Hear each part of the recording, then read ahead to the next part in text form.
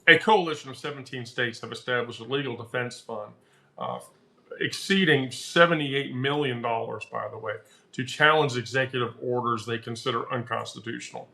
Other sources that I found within the NGA confirm a confidential interstate compact draft. On top of that, Newsom has floated leaving the union. And there's language to suggest that other Pacific Northwest states and New England states have floated. Impressive. What's that? Has This is the profile that he might have purchased or something because he has like 1,000 hours of comp and level 1400. Yeah, I'm pretty sure it's cheating. Yeah. What Um, is? So anyway, Yeah, it's gotta be cheating because Maine's lawsuit is just tip of the fucking iceberg. Wall. 6 additional states have already prepared similar legal I was running challenges, away past the wall. and he waiting shot for me. strategic filing windows to maximize judicial impact. Their legal system strategy targets the Administrative Procedures Act, which the government has repeatedly been in violation of, which is a fucking disaster. So that's the premium analysis for the evening update. Does anybody have any questions This that account's been banned, it looks that- like. that I missed in the chat? His name's no longer on the account. Oh. It looks like the account been banned. Oh, so sends out like a malicious request and instantly gets banned. L plus ratio. I'm almost done. Okay. My readers love your cross chat about bitching about cheaters, by the way. Of course. Astrid, good luck. So, does anybody have any questions? Yeah, it's very much the same as the Civil War tradition that we experienced back in the mid 1800s, going into the early 1900s. For a state to secede from the Union. By the way, the moment that a state secedes from the Union, I hope you don't love your retirement account because your retirement account is going to disappear. State secession will literally cause the market to tank even more. And I'll make her walk over here when she's done yelling and screaming. Yeah, I'll do that before we get too far into the weeds. So let's see. So here was what we're gonna do. Here's what we're gonna do.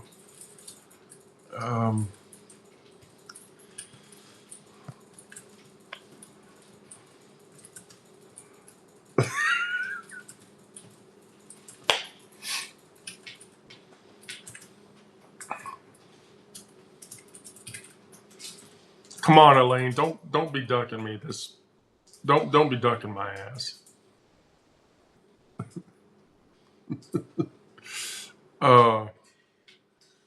This is fucking stupid.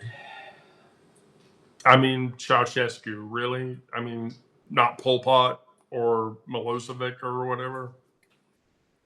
Maybe Omar Gaddafi. Are there people that even remember Gaddafi? It's not just me, right? I mean, I'm old enough to have been around when that Gaddafi bullshit happened. Oh, okay, great. Well, then, God, I don't. Now I don't feel bad.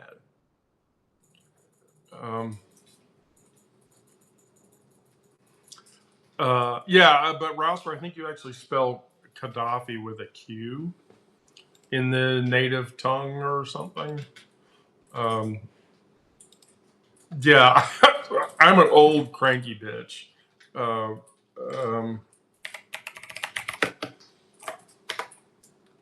an old cranky bitch. So,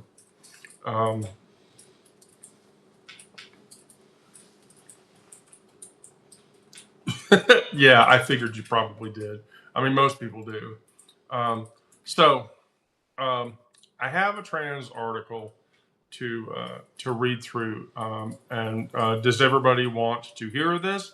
I think it'll be very educational for you, and I think it will probably open your eyes to some of the trans experience. Don't want to force that on you, but I think it's a good thing to talk through because it's something that I think a large body of people just aren't aware of. Oh, okay, great. Well, so there's a thing in the trans community um, that the two aspects in the trans community that people. Kira, the effects from the sun striking made me crash. I got sunstruck, like halted, and then I guess too many particle effects happened and I crashed. Your game crashed when you got sunstruck? Yes.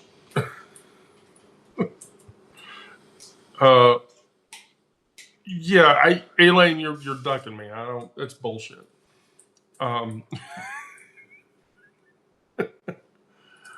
Uh, so there are in the trans community there are two things that that people that Game sucks anyway. I'm gonna say it was a rough one. I'm sorry, Elaine. That's my fault. I'm sure. I can't imagine why.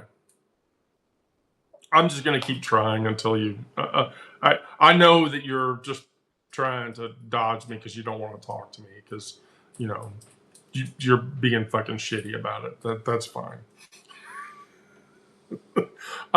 So there's two concepts in the trans world that people care about. Well, there's really one thing that people sort of care about, and then there's another thing. And so, passing and stealth. And so, as a trans woman, passing is, yeah, I know, take a load. I'm completely fucking paranoid. Oh, you're not even in the game. I'm completely fucking paranoid. So passing. It's getting late. Really? Yes. Okay. I'll be done in a minute. Hey, come over here. No. No, Why? come over here. No. No, they want to see you. I don't care. You shouldn't either. Well, too bad, because I do. Oh, you know what? Okay, I got her to walk over here. She's going to the bathroom first. But anyway, so passing and stealth. So yeah, I know it's horrible, right? So today's discourse on stealth living often centers around a personal choice or intimate partner dynamics. There exists a darker chapter in trans history, the era when medical and legal systems required you to pass as a female before you could transition. Um, and so before the 1990s, if you were a trans person seeking medical transition, you faced a draconian set of requirements that institutionalized erasure of your past completely. And oh my God, she's going to walk over here now. This is crazy. See, they don't think you're real. I'm not real. No, look, see, I promise, see, she's real. She's real. Everybody see that? Okay, great. See, I love you. So, in the decades before the 90s, access to gender affirming care operated under what today would be considered shockingly restrictive protocols. I need to restart my game to apply more stuff. The dominant model for transgender healthcare stemmed from university-based metrics and that kind of bullshit. And those programs were established as the standards of that time. My friend Carolyn Cossey went through that. And she actually had to.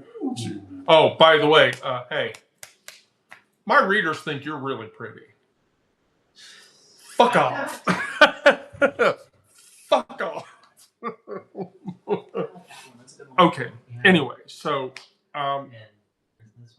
So the dominant model for transgender healthcare stemmed from university-based gender clinics that emerged in the 60s and 70s, most notably Johns Hopkins, Stanford, and the University of Minnesota. Those programs established standards that would determine a person's eligibility for medical transition. Well, you'll just see it later, Elaine, or I'll make her walk over here in a second. Again. So Dr. Richard Levine, who is a trans physician and public health expert, notes that the historical model of transgender healthcare that was predicated on the concept of passing. So you actually had to live as a woman passing. No one could clock you. So clocking is somebody that determines that you're a trans person and you're not a passing female. And then there was this thing back in the 70s called the real life test, which required individuals to live publicly in their affirmed gender for 1 to 2 years before receiving any kind of medical intervention. So any kind of hormone therapy, any kind of surgery, anything.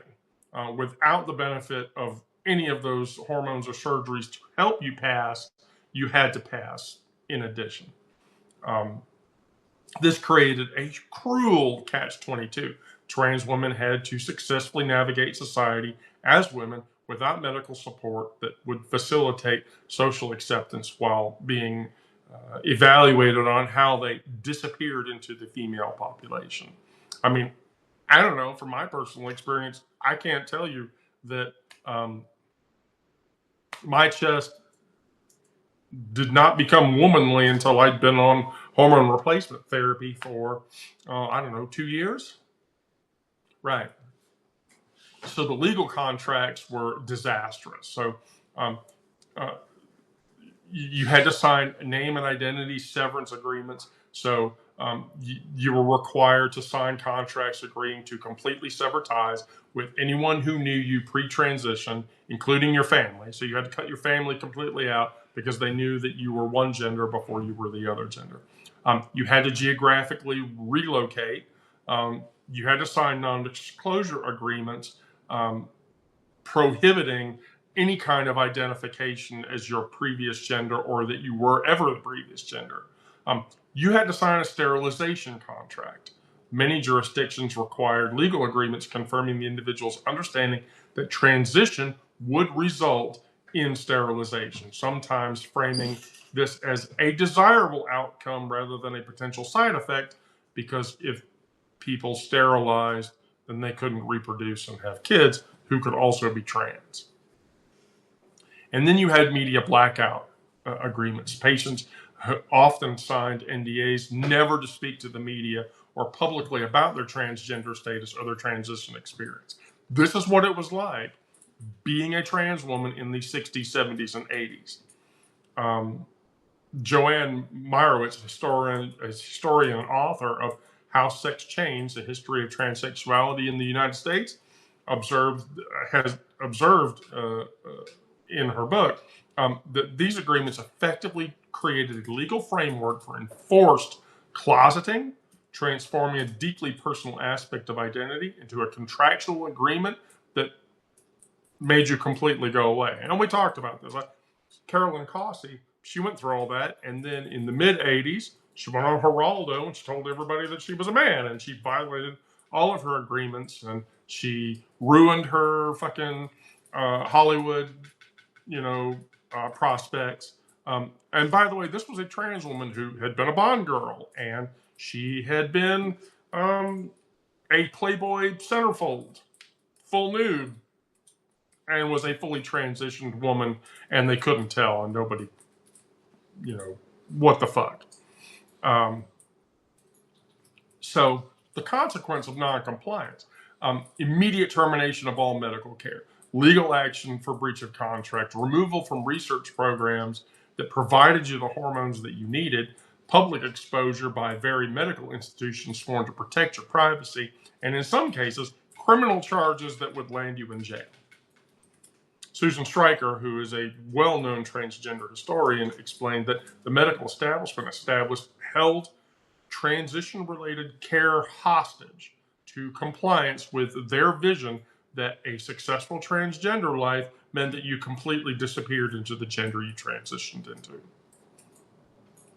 The ideological underpinnings of this were a complete and total fucking disaster. These requirements were not bureaucratic. They were specific ideological positions about transgender identity that were motivated by the moral majority and Christians and all the people that saw being a trans woman as bullshit and not something that people should actively seek for whatever medical situation. A prevailing theory championed by prominent figures like Harry Benjamin held that the ideal outcome of transition was to create individuals who were indistinguishable from cisgender people entirely, physically and socially. This meant that acknowledging one's transgender status was seen as a failure, and it would ban you out of the program, and then you'd get stuck. Medical literature from those periods reveals clinicians' frank discussions about selecting only the patients who they saw could disappear entirely into the space. There's written evidence of these practices in several forms. I personally have seen patient contracts, medical journal articles describing successful outcomes, is what they were called back then, court records, correspondence between medical providers, policy documents from hospital ethics committees. Those all exist, and those are all historical elements that show just how much of a disaster it was for someone like me to go through gender transition. A particularly disturbing example comes from a 1973 agreement from a major Midwestern gender clinic that required patients to sign the following statement, saying, and I quote, "I understand that following surgery, I will relocate to a community where my status is unknown, establish myself fully in my new gender role, and never disclose my previous identity to any person, including future spouses or partners, for the remainder of my life." You had to agree to that. You had to agree to that. And then legal enforcement of the gender boundaries. Beyond the medical requirements, legal systems were stacked way against us. Amended birth certificate restrictions existed, where some states permitted birth certificate amendments after surgery, others did not.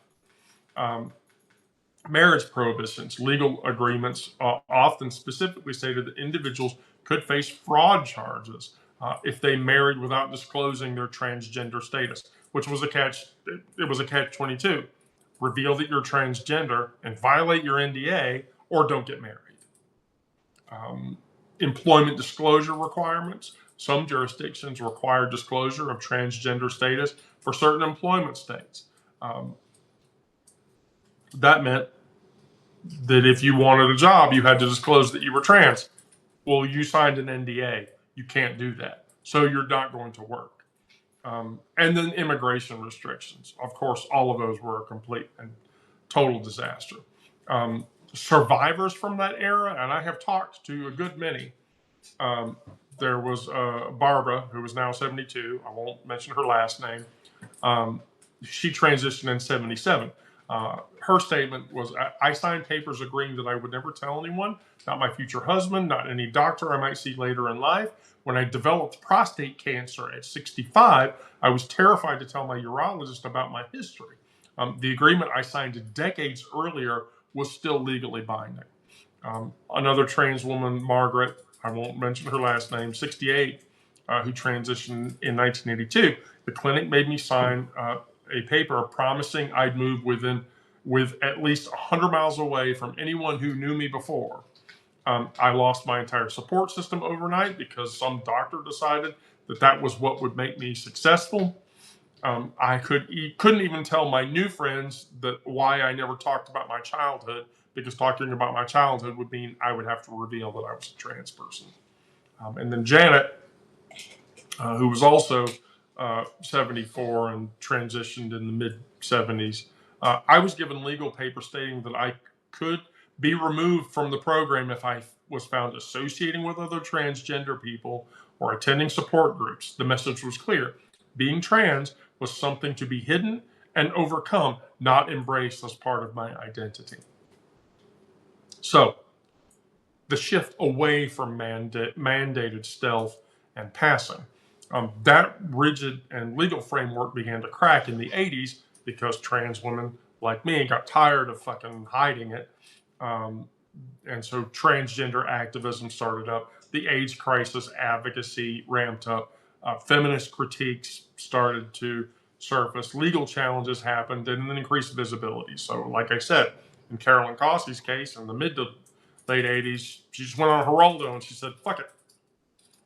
I used to be a man. Fuck off. So the organization that would become WPATH, the Standards of Care by the Harry Benjamin International Gender Dysphoria Association in '79, began a slow evolution towards a more patient-focused approach, which cracked all of this NDA bullshit. And by the mid to late '90s, all of that shit was off the table and nobody gave a shit anymore.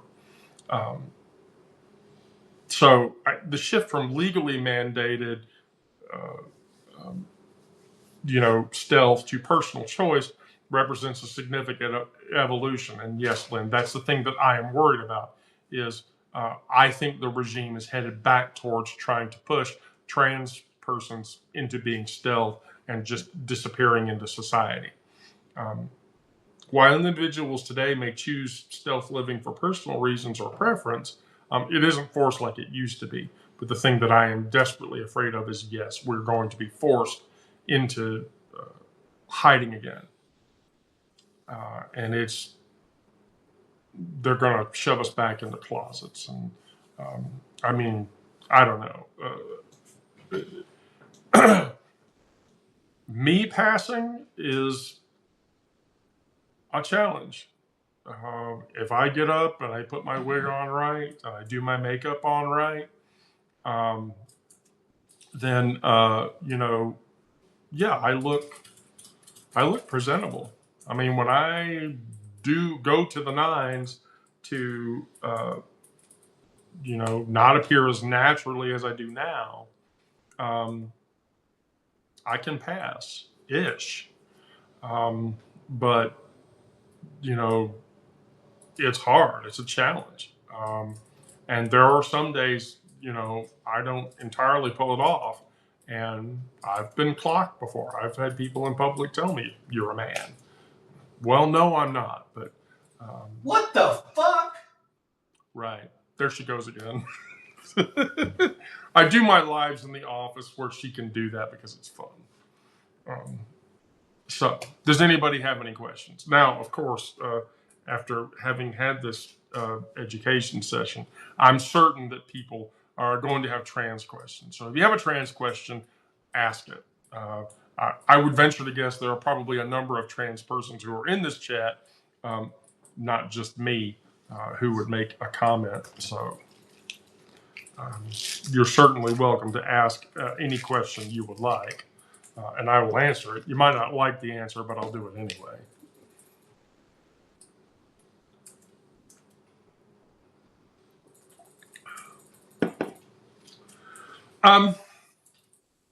So, Lynn, here's the thing about that. I have transcended past the concept that passing actually makes me feel good. And here's why. My family, which, by the way, I should announce that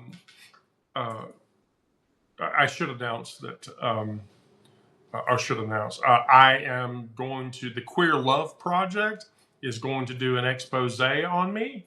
I answered their questionnaire and I sent them a bunch of pictures, so I get a write-up in another Substack. And a lot of the questions that you're probably going to ask me now are questions that I've already answered on that survey, so you may see an interview about me in the near future, and I think that's really cool. I'll be sure you guys all get that, by the way. Anyway, excuse me. So, yeah, I've transcended past the concept of feeling good whether I pass or not. My partner allows me to be the June Cleaver in this house. I have a huge June Cleaver fetish. This is some bullshit. No, it's not that.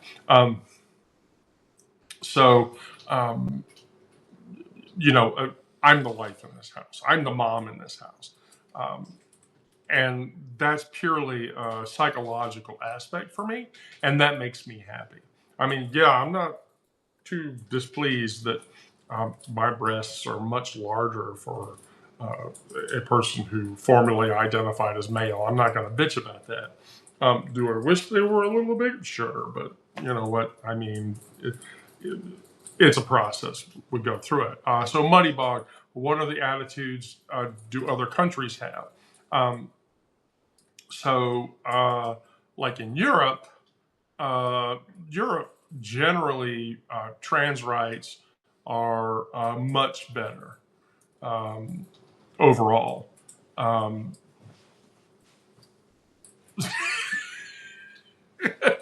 um, I mean, I have to tell you, from my personal experience, I have like 4 maxi length dresses or whatever.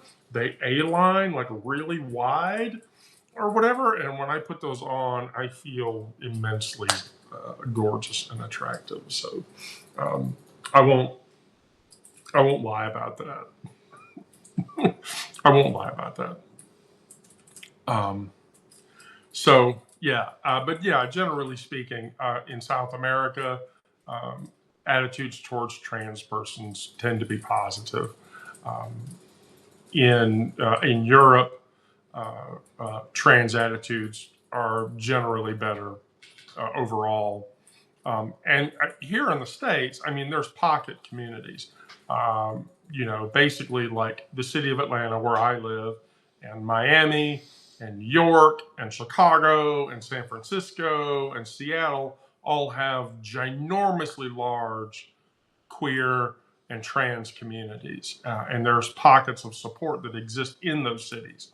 Um, with respect to here in Atlanta, I will speak because that's been my experience. Is if you go outside of the Atlanta metropolitan area, it goes very red, and yes, they hate, they don't like trans or queer people in those spaces. I've gone to Dollywood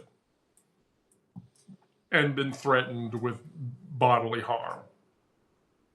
I've gone to Gatlinburg and been threatened with bodily harm. I've gone to Gainesville, Florida, and been threatened with bodily harm. Major city centers tend to be safe areas. But if you go out into the country, then things turn entirely different. Stand with me. Yes, I completely, I completely, I completely agree with that statement. Um, Give me just a second here because I want to get through um, this. Give me just a second. There we go. No, and I don't. Um, I mean, no. It's a process. We get through it. We deal with it. Um, oh, I know. Just you said you pee blue. I was going to give you shit about it. I was going to totally give you shit about it. Which, by the way, I have to say, I'm completely shocked. We have 10 live viewers for the session. I was sure I would start talking about trans shit, and then we'd go down to like 4 active viewers. But we've actually maintained active user count for this chat. So I hope that it was informative for all of you. In that capacity. So, does anybody have any other questions before we close? I know we went early today, but normally.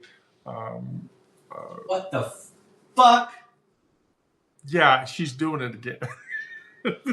Some bullshit. Don't listen to her.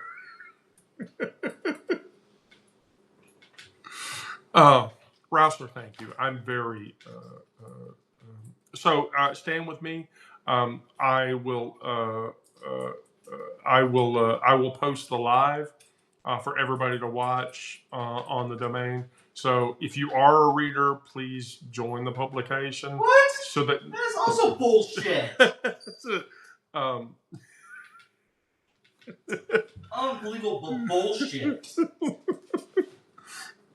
Might as well call me Captain Bullshit.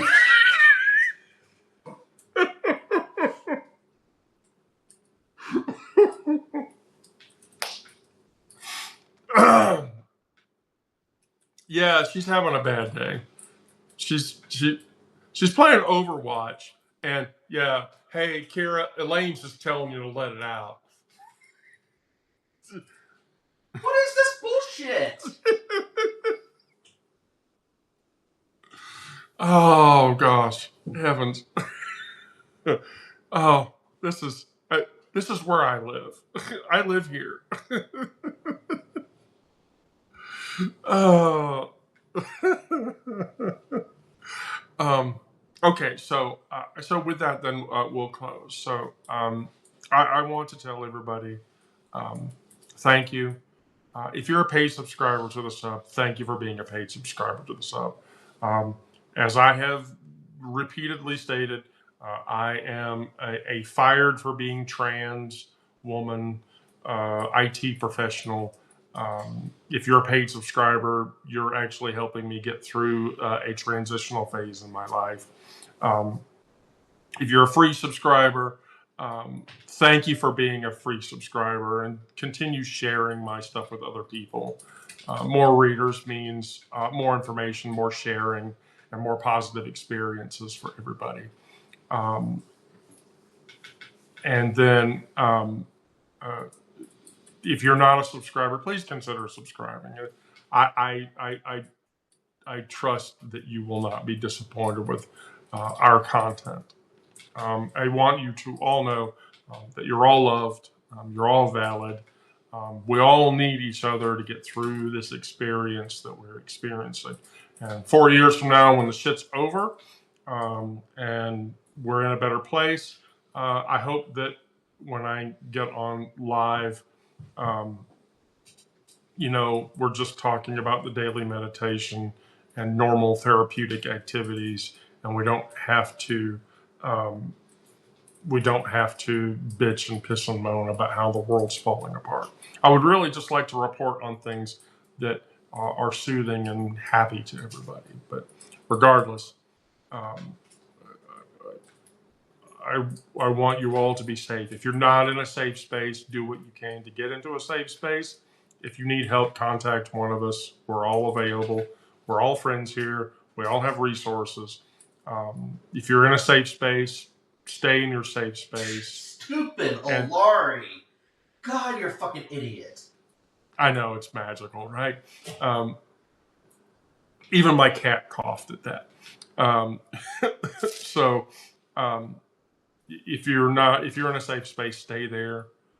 Be safe, be strong, and do what you can to keep everybody informed. And I am thankful to every one of you.